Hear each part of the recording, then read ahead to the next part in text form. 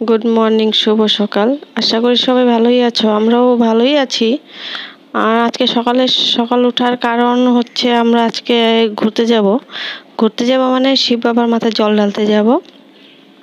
তো আজকে শ্রাবণের প্রথম সোমবার পড়েছে, তার জন্য আমরা সবাই মৃত্যুঞ্জয় যাব বলে ভেবেছি। সেটা হলো নওগাঁ থেকে একটু ভিতরে যেতে হয়, আর তার জন্য একটু তাড়াতাড়ি করছি। ওদিকে ওরা সবাই রেডি হয়ে গেছে, বেরোবেই। আর এদিকে আমি ওর বাবার জন্য টিফিন বানিয়ে রেডি করে যাব, না হলে পরে তো টিফিন নিতে পারবে না আর খেয়েও যেতে পারবে না। তার জন্য একটু সকালে উঠেছি।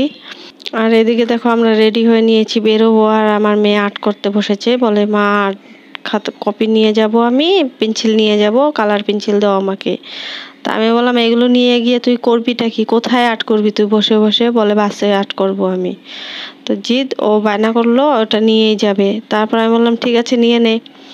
তারপর দিয়ে আমি ছেলেকে বললাম যে বাবা তাড়াতাড়ি বেরো, মাসি ওরা ফোন করছে, ওরা আসতেছে, তাড়াতাড়ি বেরিয়ে চল। আর এদিকে আমি ব্যাগে সব ঢুকিয়ে নিয়েছি, মেয়ের 2 জোড়া জামা 2 সেট, আর ছেলের একটা নিয়ে নিয়েছি, কারণ কি গরমের দিন ঘামটাম হবে। আর আমার মেয়ে তো ড্রেস নোংরা করতে উস্তাদ, ড্রেস নোংরা করবে। আর এই ড্রেসটা আমি কালকে রাত্রেই বানিয়েছিলাম যাব বলে, এটা সুতির কটনের। তো ড্রেসটা কেমন লাগলো তোমরা বলবে আমাকে। আর আমরা বেরিয়ে পড়েছি, রাস্তায় মোড়ে গিয়ে দাঁড়াবো, ওরা গাড়ি নিয়ে আসবে, অর্থাৎ ওখান থেকেই আমরা উঠবো।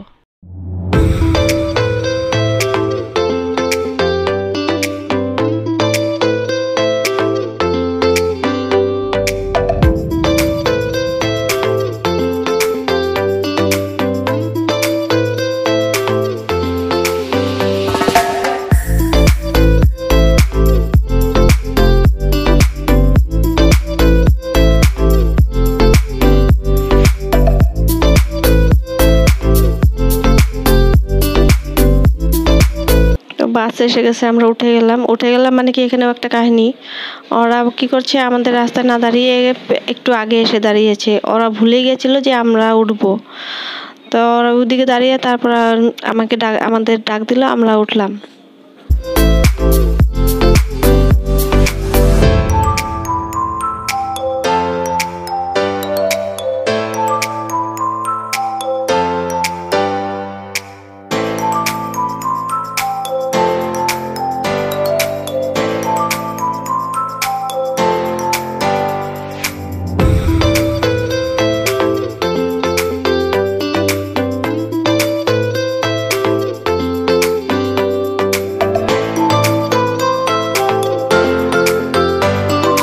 তারপরে এদিকে আসে তোমার মেঘালয় পাবো আমরা আর কি, জোড়াবাট পার হয়েছি।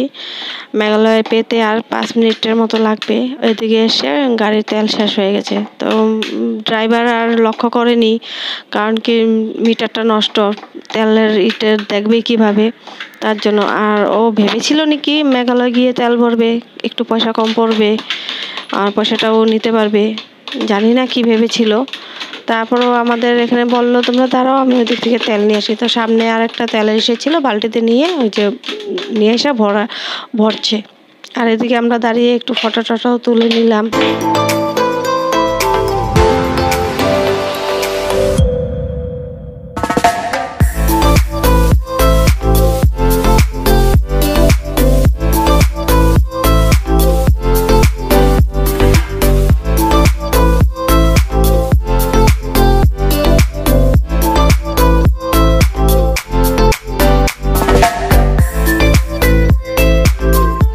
আমরা পৌঁছে গেছি আর একটু। তো গাড়ি কোথায় রাখবো ওইটাই আর কি জায়গা খুঁজছে, দেখতেই পাচ্ছ কত গাড়ি। এখন ড্রাইভার বলছে যে একটু ভিতরে যাই, একটু ভিতর দিকে রাখি। আর এদিকে তো ডাকাডাকি করছে, আর জায়গায় গাড়ি রাখো আর জায়গায় গাড়ি রাখো, কিন্তু গাড়িটা রাখবো কোথায়? বৃষ্টি হয়েছে, সব কাদা কাদা হয়ে গেছে, গাড়ি ডেবে যাবে। তার জন্য ড্রাইভার বললো একটু আগে গিয়ে মেন রোডেই রাখি, সাইড করে রাখি। তো আমরা বললাম যে আমাদের নামিয়ে দাও, আমরা নেমে যাই, তারপর তুমি গাড়িটা রাখো। তারপর ওইদিকে এক সাইড করে গাড়িটা রাখলো, আর আমরা সব নেমে গেলাম।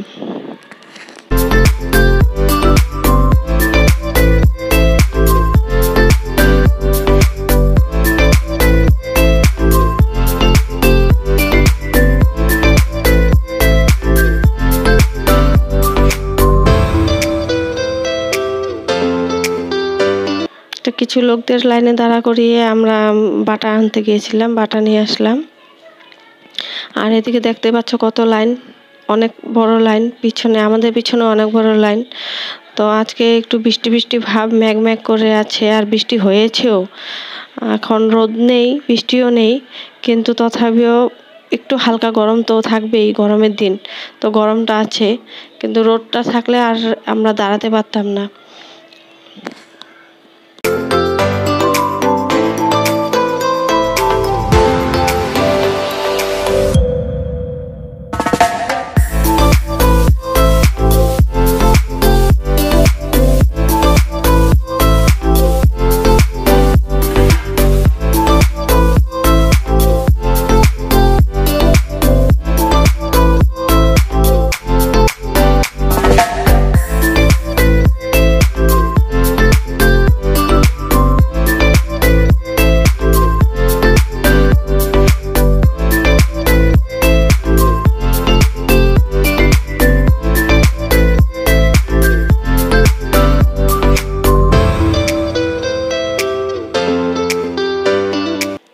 তো এবার আমরা উপরে সিঁড়ি দিয়ে উঠবো।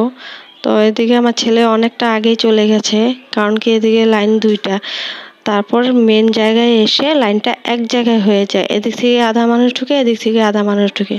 তো এই করতে করতে আমার ছেলে আমার আগেই চলে গেছে, ভিতরে চলে গেছে, আর আমি পিছনেই রয়ে গেছি। তো আমরাও ঢুকেছি, ও ভিতরে দাঁড়িয়ে ছিল, তারপরে একসাথে হয়েছি। আর এদিকে অত একটা সময় লাগেনি, কারণ কি এদিকে জল ঢালার কোনো নেই, একটা বড় ইসে লাগিয়ে দিয়েছে, ওটার মধ্যে দুধ ঢেলে দাও, জল ঢেলে দাও, আর এদিক দিয়ে পণ্ডিতকে বাটা দিয়ে দাও, তাহলে হয়ে গেল। তো আমরা জল টল ঢেলে বেরিয়ে চলে আসছি। তো ভিতরে ভেবেছিলাম একটা সেলফি নিব, তো ভিতরে সেলফি তোলার কোনো ইসে নেই। তো আমরা বেরিয়ে আসলাম, বাইরে এসে ওই দিকে একটা গাছ আছে, সবাই বললো যে তাহলে চলো ওইখানে প্রদীপটা জ্বালানি। তা দিক দিয়ে আরো জনে বললো যে না, আগে প্রসাদটা নিয়ে আসি আর প্রসাদটা দিয়ে আসি। তার মানে এই যে কাউন্টার, নিচে সেই কাউন্টারে থালিটা দিতে হয়, ওরা আমাদের প্রসাদের উপরে আরেকটু প্রসাদ দিয়ে দেয়, বা কেউ নারকেল নিলে ফাটিয়ে আদা রেখে দেয়, আদা দিয়ে দেয়।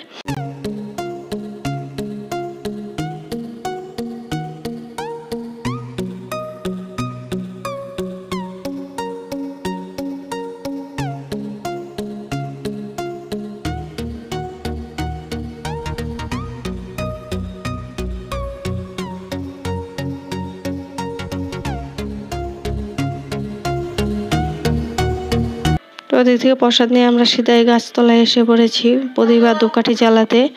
তো এদিকে দেখো গাছের মধ্যে অনেকে অনেক কাপড় বেঁধেছে, আর হলো তোমার ডমরু দিয়েছে, ত্রিশূল দিয়েছে।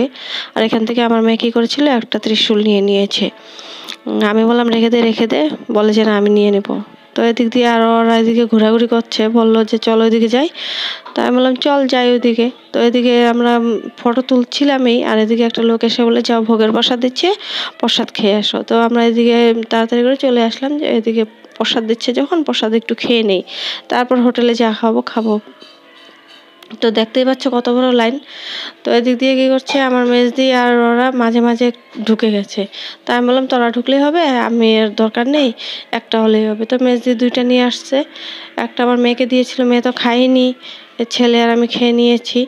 আর ওদিকে মেজদি একটা নিয়েছে, মেজদি খাওয়ার পর বলে যে খুব স্বাদ হয়েছে, আর একটু পেলে ভালো হতো। তাই আমি বললাম ঠিক আছে, আমি আর আয়ুষ তো যাইনি, তা আমি আর আয়ুষে দাঁড়িয়ে তোর জন্য নিয়ে আসছি। তো ওই দিক দিয়ে আমি আর আয়ুষে আবার চলে গেছি আরেকটা আনতে।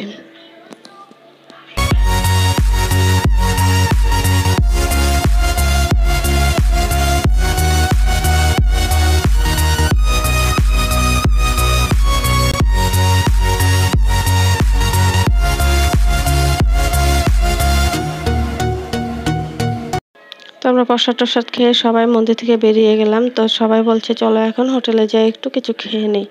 তো এদিকে সবাই তো ছিটকে বিটকে গেছে, তো এখানে এসে একটু দাঁড়ালাম, সবাই একসাথে হলো আর রওনা দিয়েছি হোটেলে ঢুকবো। তা আমরা দেখছি কোন হোটেলে ভাত পাওয়া যায় বা পরোটা পাওয়া যায় দেখছি। তো এদিকে একটা হোটেল আছে, একটাই ফ্যান আছে মিডিলে তথাপি।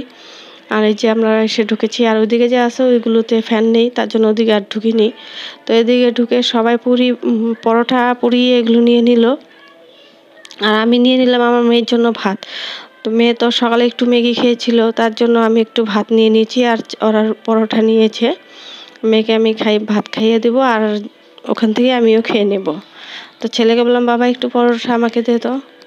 তো আমাকে একটু পরোটা দিলাম, চা দিয়ে খেয়ে নিলাম। আর ওই দেখো ওকে ভাত খাওয়াচ্ছি আর ও নাচানাচি করছে। বললাম তাড়াতাড়ি খেয়ে নে, আমাদের যেতে হবে তো। তারপর খাওয়া দাওয়া করে বাসায় উঠে পড়লাম। আর বলল যে চলো চলে যাই, 2টা বাজে আর এদিকে দেখার কিছু নেই, শুধু মন্দিরটা, ভিতরে তো আর কিছু জায়গা নেই। তো সবাই উঠে চলে আসলাম। তো বাস ছেড়ে দিয়েছে।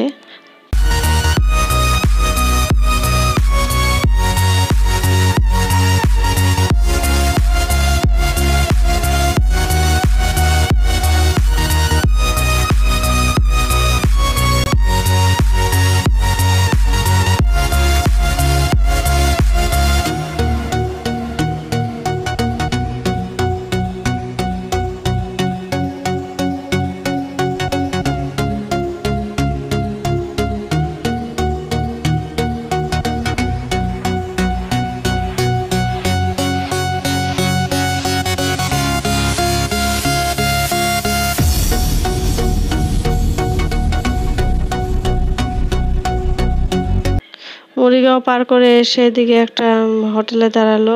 দেখতেই পাচ্ছ হোটেলটা, ছোটখাটো একটা হোটেল। তো বললো যে ড্রাইভারদা বললো যে একটু চা খাইয়ে নিই, তারপর দিয়ে আবার গাড়ি ছাড়বো। তা আমরা ভাবলাম যে ঠিক আছে, আমরাও একটু চা খেয়ে নেই, শরীরটা একটু ভালো লাগবে।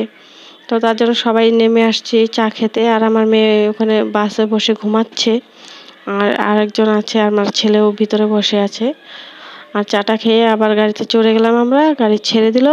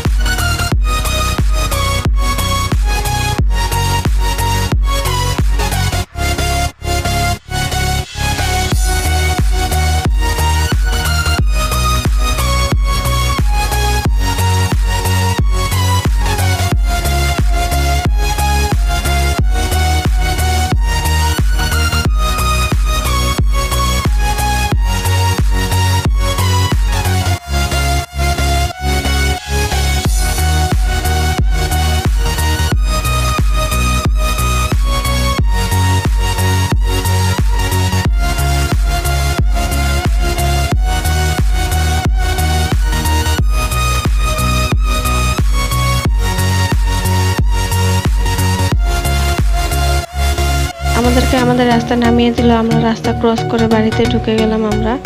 আর একটা চাবি ওর বাবার কাছে, আর একটা চাবি আমার কাছে। তো চাবিটা খুঁজছি কোথায় রাখছি। তো এদিকে দেখছো মেয়ে আর একটা ড্রেস পরে আছে। তো ওইটাকেও আমি সেলাই করেছি একই রাত্রে, কারণ কি জানোই গরমের দিন কটনের কাপড় লাগে, যাতে সুবিধা হয়। আর এদিকে আমি গেট খুলে ঢুকে গেছি ঘরে। তো সময় আছে যখন আমি ড্রেস খুলে আবার বসে পড়লাম গাছগুলো রিপোর্টিং করতে। বরপাটা থেকে কয়েকটা গাছের চারা এনেছিলাম আর ডাল এনেছিলাম, ভাবলাম ওগুলো লাগিয়ে দিই, নাহলে মরে যাবে। তো পুরান মাটি নতুন মাটি মিলিয়ে আর সার মিলিয়ে সবগুলো চেঞ্জ করছি আমি। ভাবলাম যে করে দিই, নাহলে তো আর সময় পাবো কি পাবো না, স্কুলও খুলে যাবে। তার জন্য ভাবলাম এগুলো করে দিই। আর ওর বাবা রাত্রে আবার বাইরে যাবে, তার জন্য একটু তাড়াহুড়াও করছি, সন্ধ্যাও দিতে হবে। তো ওর বাবা এখন বেরিয়ে যাচ্ছে। আর এদিকে মেয়ে টাটা দিচ্ছে, আর ছেলে একটু আগে গেল বাবার সাথে সাথে, একটু আগায় দিয়ে আসতে। আর আমি তো গাছগুলো সব রিপোর্টিং করার পর একটু সময় ছিল, সন্ধ্যা দেওয়ার পর আমি একটু টিফিন বানিয়ে নিয়েছিলাম ওর বাবার জন্য। বলেছিল রুটি আর আলু ভাজি করে দিতে, তাই আমি ওটা বানিয়ে দিয়ে দিয়েছি টিফিনে। আর ওর বাবা বলল যে থাকো তোমরা, আমি যাই।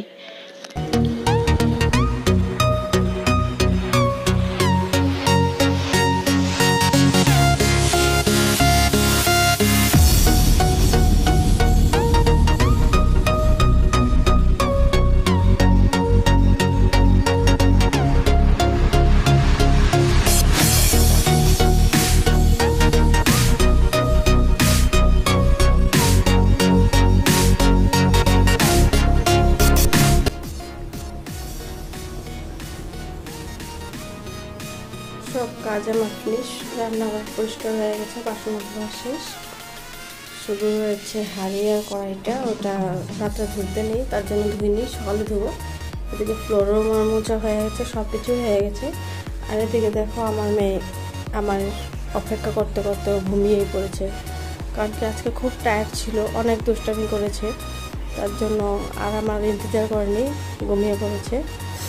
আর এখন আছি আমরা ঘরে 3 জন, ছেলে ওই রুমে ঘুমাচ্ছে আর আমরা এই রুমে।